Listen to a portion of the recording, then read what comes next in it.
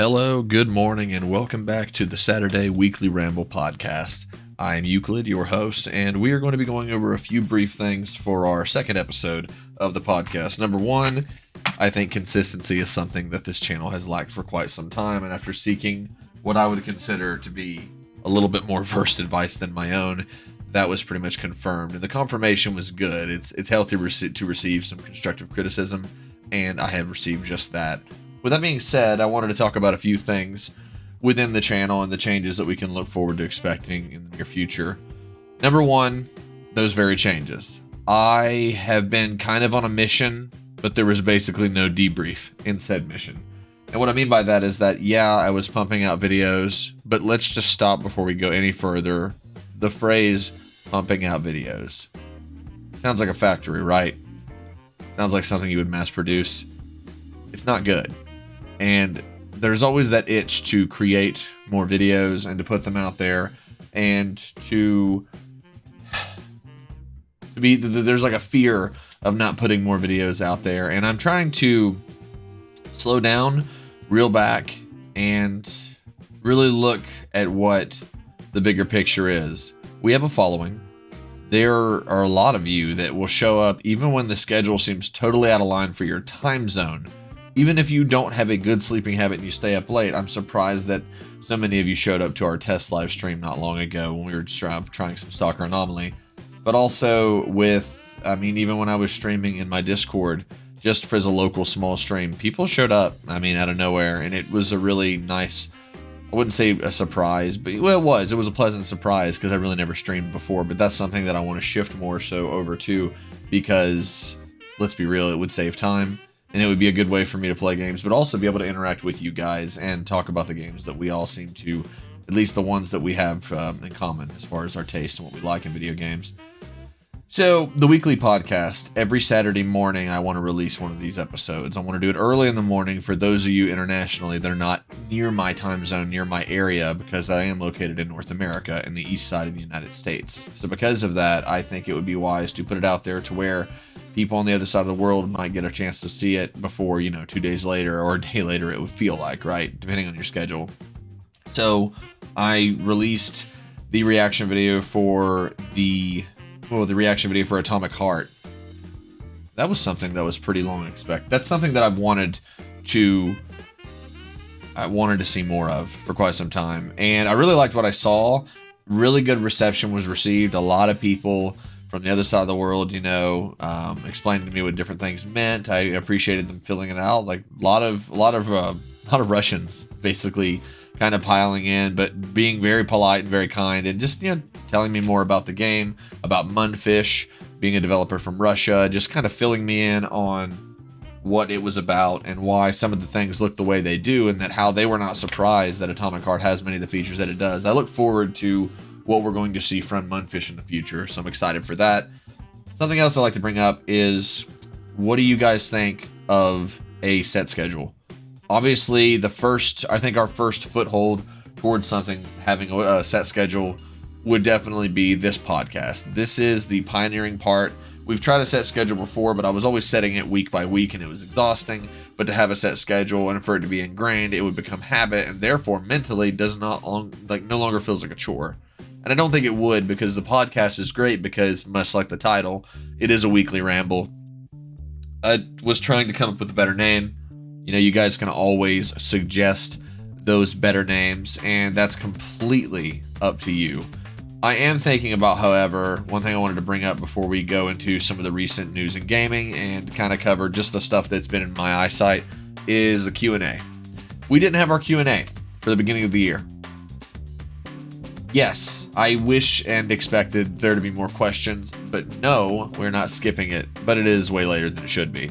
So we're going to work on that, and I think that would be something that we can incorporate into the Weekly Ramble podcast. That's something that I feel like it would be easier to incorporate, and we can kind of, though I'm not a big fan of this saying, but in a better way, kill two birds with one stone. So what we'll do is we will have questions, you can ask them here, and I will answer them in the next video.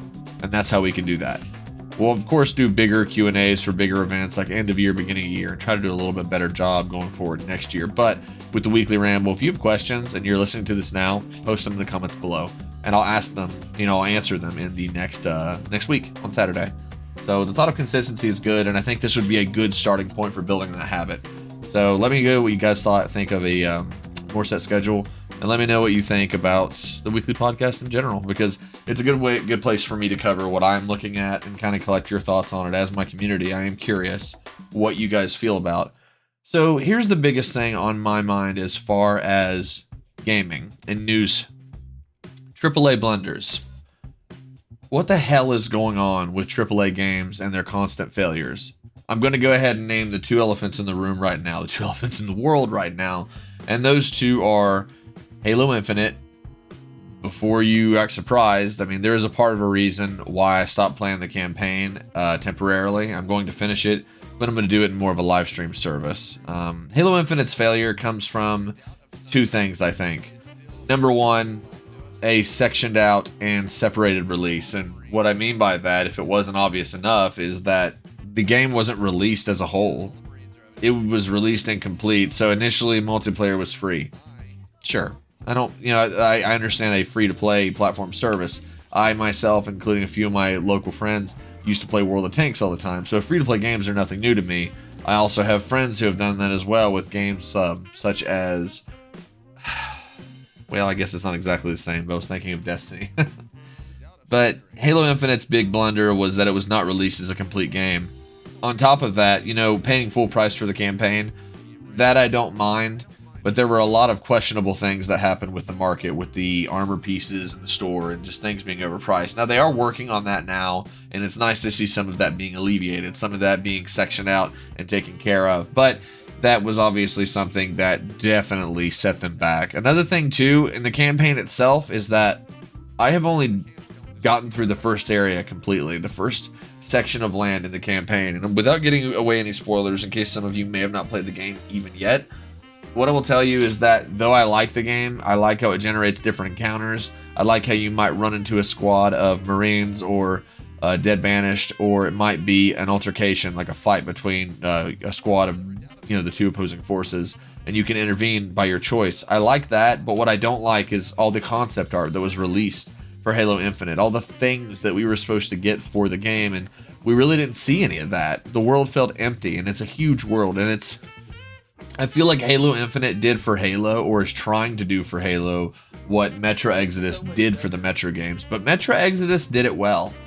Metro Exodus, I feel like, really didn't fail in any major way. They had some bugs and stuff. Most games have bugs and things for the first at least few months of a real release. But Metro Exodus was ready for its release, really, for the most part. It did really well.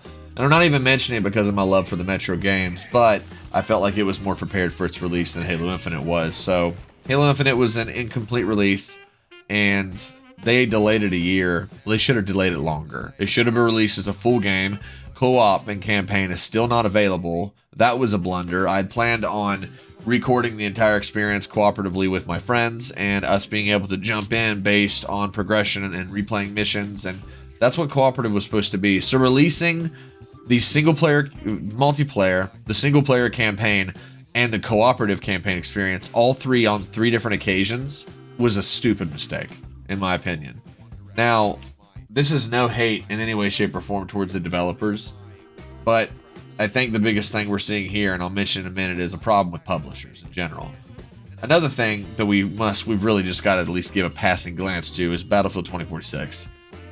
I love the Battlefield franchise. As some of you may know, every now and then I record a little bit of Battlefield 1. In particular, my favorite thing in all Battlefield, call it what you will and hate on it if you must, but that is the Warhorse from Battlefield 1. I love Battlefield. Battlefield 4 is how I actually initially got into the game, so I was a little later than most diehard Battlefield fans, but I really fell in love with the series personally with Battlefield 1, and the fact that it was really the first AAA attempt at covering World War I. So that was something that we had seen really for the first major time. And covering World War I was never something that people taken lightly or taken easy, and usually they're only covered by mods of games. So to see that again is really interesting. Speaking of World War I, Holdfast or Steadfast, I think it is. It might be Holdfast Nations at War, usually covering the Napoleonic era of line and infantry warfare. Just had a major release. Now they're covering World War I. I have yet to check it out, but it sounds really interesting. It might be something that would actually get me to buy the game. I think just because most of my friends don't play it and it's mostly a multiplayer experience, that might be the biggest prevention as to why I've never tried it before. But yeah, Battlefield 2046 is a buggy, warped mess, and there are tons of people demanding refunds. I'm sure most of you have already seen that because there is a plethora of memes and stuff generated around the Battlefield community. Now, the Battlefield community itself can be quite a harsh environment, and they're pretty picky about their experience, but the game was not ready for release. We're seeing this a lot now. Publishers are going to have to learn the hard way that games actually need to be ironed out before they're released. And the truth is that it took this long, sometimes longer, to release a game in the early 2000s. I remember that Halo 2 was an accidental success. They had to redo just about everything not long before the game actually released, and it somehow worked. And it's my favorite Halo game to date. But luck, favor, and a hell of an usher and push towards the end of a game development is not enough sometimes. And again, this is not really... You have to understand that you can easily point fingers towards a developer, and normally they are the ones to get the fingers pointed to, but it's not that simple. Publishers themselves, no. The people that are asking for this release to happen immediately, that are afraid to not release on holidays and wait, and are afraid to be ousted, those are the people that need to learn. And those are the people that are the reason that these AAA titles fail, and that we're seeing consistent failures with AAA series and genres. The Halo series is arguably the biggest video game series in the world. And it's happened, as far as year by decade base, almost overnight.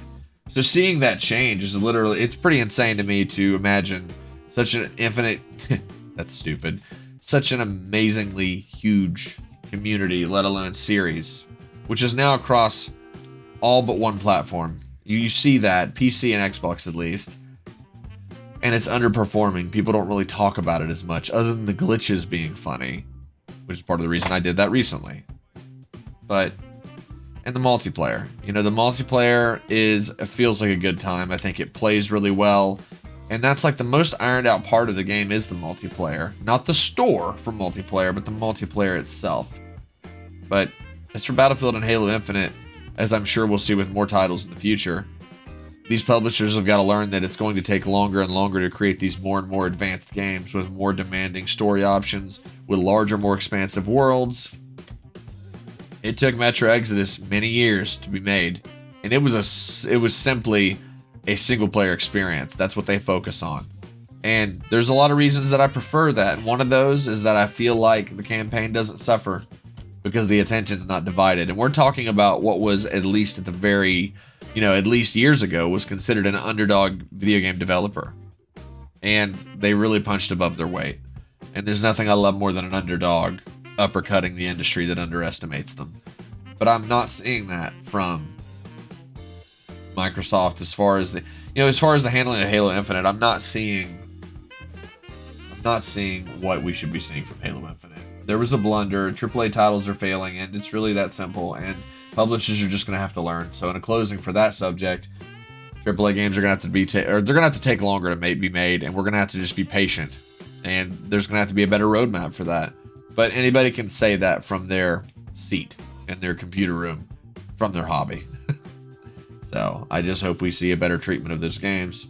Recent releases that are being received really well and that have a lot of hype built around them, such as Elden Ring and Horizon Forbidden West, those are games that I really don't find myself looking towards, but I always end up watching specified content creators such as the Mighty Jingles cover, just because the narration is good, and I like the temperament of the attitude of content creators such as himself. And I look forward to seeing those games covered, seeing their release, and again, big single-player experiences, but they don't suffer as much. And I don't think it's just because they're only making a single-player campaign. I think it's just because they think that they can make... When publishers make the extremely inaccurate assumption that a game can be released with multiplayer, with single-player, with an open, expansive world to explore, and they can do it in the same time or less as a game with just a single-player campaign, then they're wrong, because you need more time, you need more resources, and you need to let it bake in the oven longer, or else the quality is going to suffer. That's just how it is. So, in kind of a closing for this podcast, make this one a little bit shorter just because I have some things I want to wrap up. There are not as many episodes this week because I wanted to focus on a few things. Number one, live streaming. I have a technician coming to my house today to check out the internet. It's been suffering. I've noticed it. My kid's noticed it. He plays more than me, and he's noticed a severe issue with the internet. And we think that the drop running from the house out to the tap up on the line, I used to be a Spectrum technician, and we would have to replace the RG6 cable going from the house to the tap. Most of you probably already know what this is and what it does, but really they have to be replaced every 2 to 3 years because they're so brittle and they break easily. So that's what I spent most of my time doing when I was a technician. So I'm going to try and get this guy to run a new line. Hopefully enough of the snow melts and I can actually convince him to lay new line, and he can actually maybe get a team of technicians to bury the line. That's a service you can request, and it does protect the line to a degree, or at least that's what I was taught, what I've read, and what I was told when I worked for the cable industry.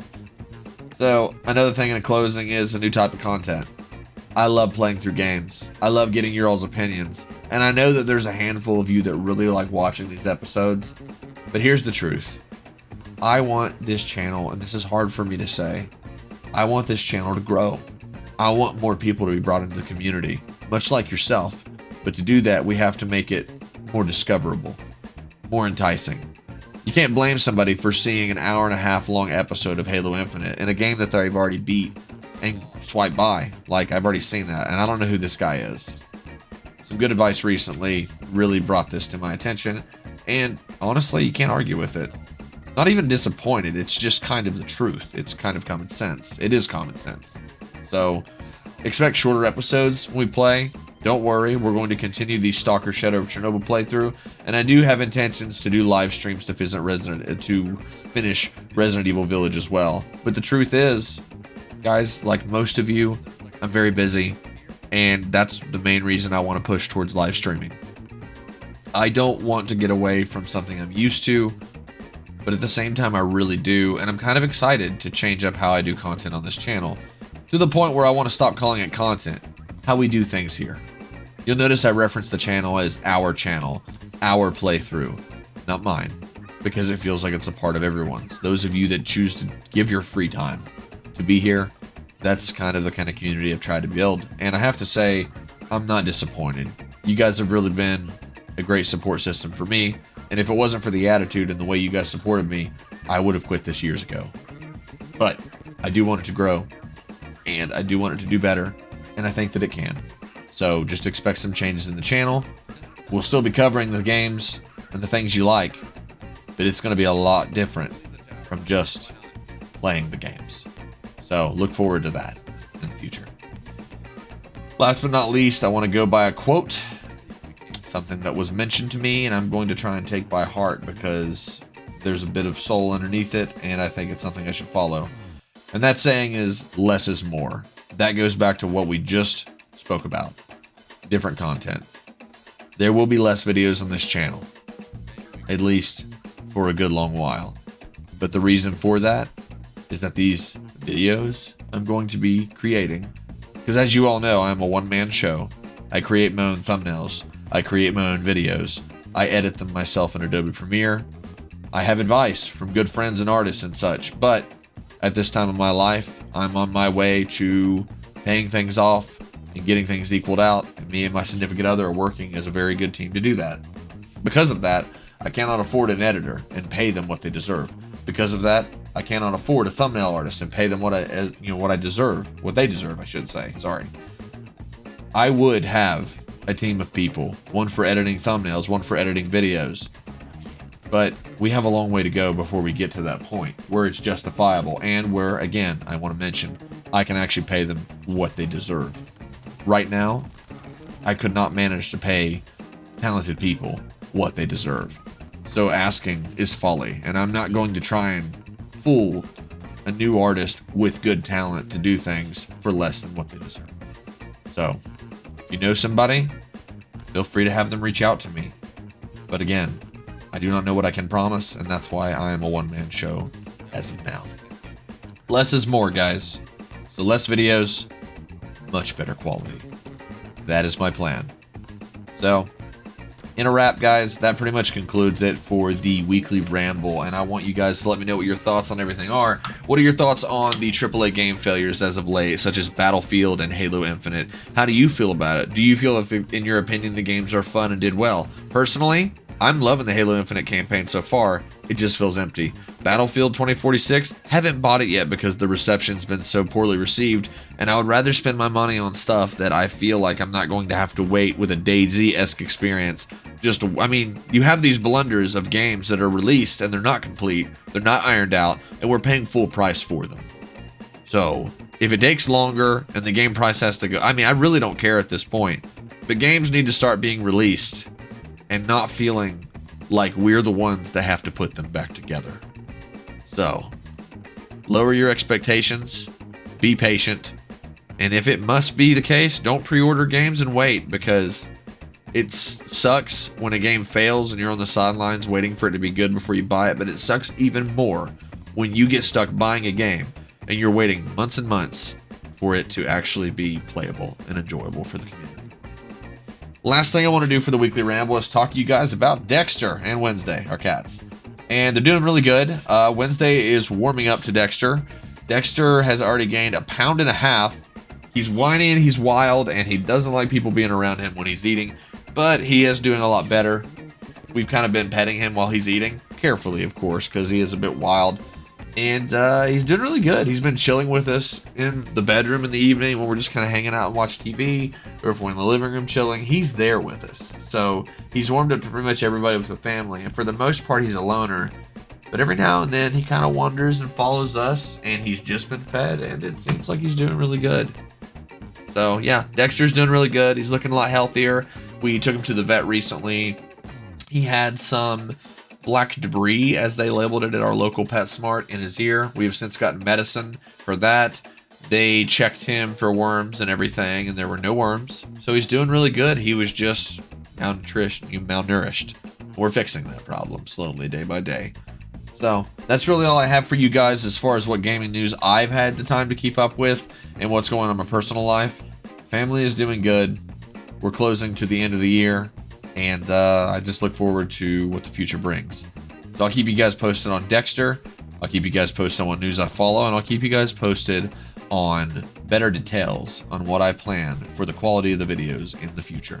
So until next time, guys, I hope you, ladies and gentlemen, have a good weekend and a good Saturday night. And I will talk to you all next week in our weekly ramble.